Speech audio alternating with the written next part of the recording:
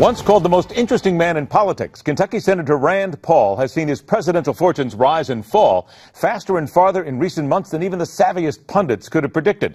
Some recent polls show him barely measuring in the American consciousness. But when you talk to the man as I did one-on-one, you won't find one crack in the facade of a Republican presidential candidate who believes when it comes to issues such as our involvement in Syria, the debate over arming the Kurds, and Hillary Clinton's Benghazi appearance this week, he has the answers America needs for the future. Next installment of our Sit Down with a Candidate begins then with a simple question on foreign policy. Are other countries and some of his opponents correct when they say at this time in our history, America is a weak player on the world scene? You project weakness when you're in bankruptcy court trying to be everywhere all the time and, borrowing your money from China. We have a big debate right now, and this is probably the most important debate in the country right now. You have Hillary Clinton on one side, and you have 5 or 6 Republicans on the other side all saying they want a no-fly zone over Syria and Iraq. Well, that is patently absurd. It is the dumbest foreign policy idea I've ever heard, probably. Iraq invited, if for better or worse, Iraq and Syria invited Russia. They are currently flying over. So a no-fly zone would be saying, we are going to shoot down Russian planes because they are in a space that we declare as ours, but it's also a space that the local countries have invited Russia to fly over. So it's a really dumb idea, but it's because politicians, Hillary Clinton and 5 or 6 Democrats or Republicans, they all want to feel so strong. They want to project this false strength. And so I think it's a mistake sometimes to this bravado thing that we have. It's like they're kids in a schoolyard.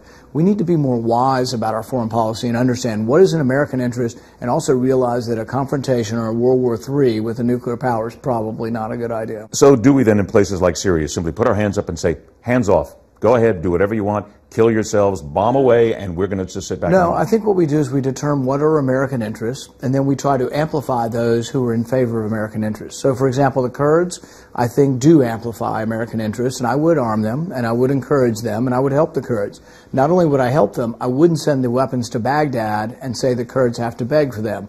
I would send them directly to the Kurds, and this is something President Obama hasn't done. We also have interests over there in that we have a consulate in Erbil in Kurdistan. We also have an enormous embassy in Baghdad. We should protect those. I've been a big critic of Hillary Clinton for not protecting the consulate in Benghazi. It really should preclude her from being president because she didn't provide adequate security for Benghazi. So I am a big proponent of saying, yes, we do have to protect our diplomatic missions around the world. What about those who indicate, you mentioned Benghazi, you mentioned Hillary Clinton, let me switch to that right now, those who are saying that this was a partisan attack, and the Democrats right now are just hanging their hats on that right now, saying, you didn't really come in here for Benghazi, you came in here to attack Mrs. Clinton. To me, it's always been an incredibly important issue.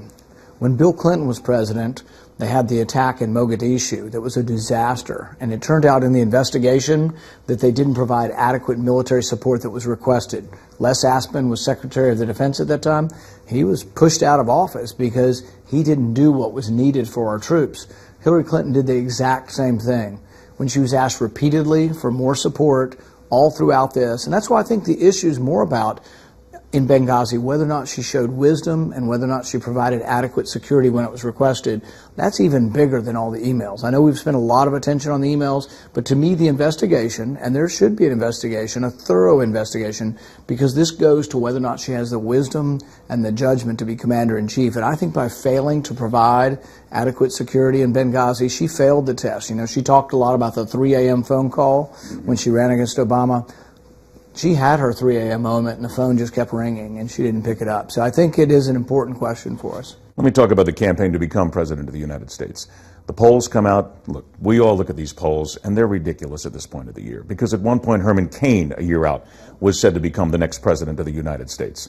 But in the polls right now, you're lagging. You're very down in a lot of these polls right now. In some, you don't even show up. How do you then reinvigorate this campaign to get people back talking about Rand Paul and your message?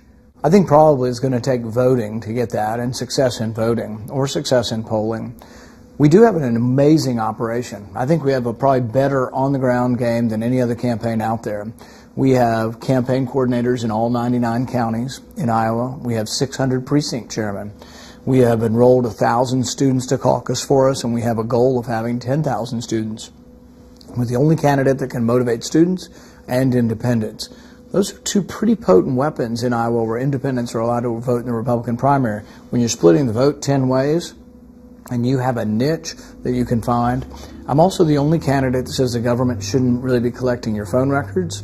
I think the government shouldn't be putting you in jail for marijuana, and I think the government shouldn't be sending you back to Iraq. So those are three sort of potent things that appeal to independents and the youth that I think will ultimately allow us to have victory.